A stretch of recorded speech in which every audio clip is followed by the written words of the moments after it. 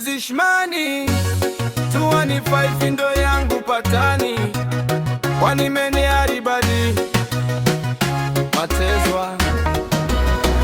basi pano hakuna munu wakambo shata pano zvizi vacherangu matopu shata usazondi tukauchindi udza kushata zviri nani muromo ugare wa ushata hama dzangu kushata kuna kumbo shata asi chakashata chinuwani pakushata kuudzwa neakashata kuti wakatoshata aiwa ipapo panenge patoshata hama dzangu kushata kuna kumbo shata asi chakashata chinuwani pakushata kuudzwa neakashata kuti wakatoshata aiwa ipapo panenge patoshata asi zvamunoitimi vanhu zvakashata zvimwe zvacho zvinogara zvichindibata vanogara vachindishora chimiro changu pamwendo modemba dai ndisipo zvangu vanhu wedai mamboti yawo mwari munhu wese ane mufananidzo wa mwari kondiniwo erega izi ndakazvisika dai todawo kubuda ndakazvuka vamwe vakatiseka urema wafa kwete kuti ugozondiseka pandinosafa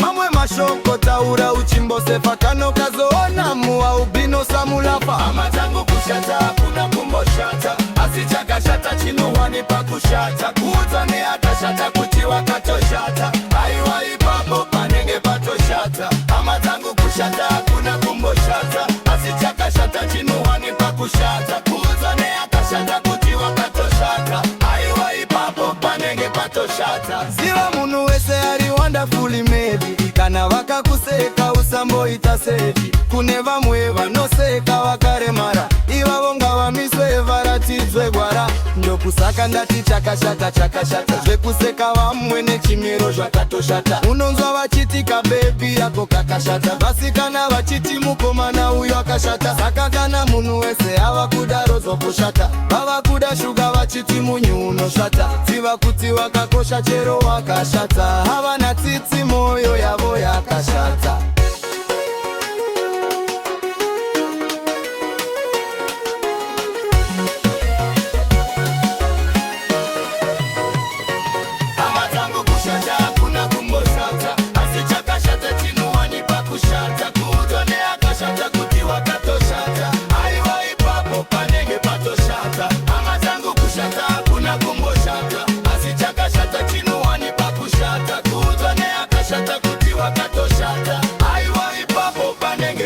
Shut up.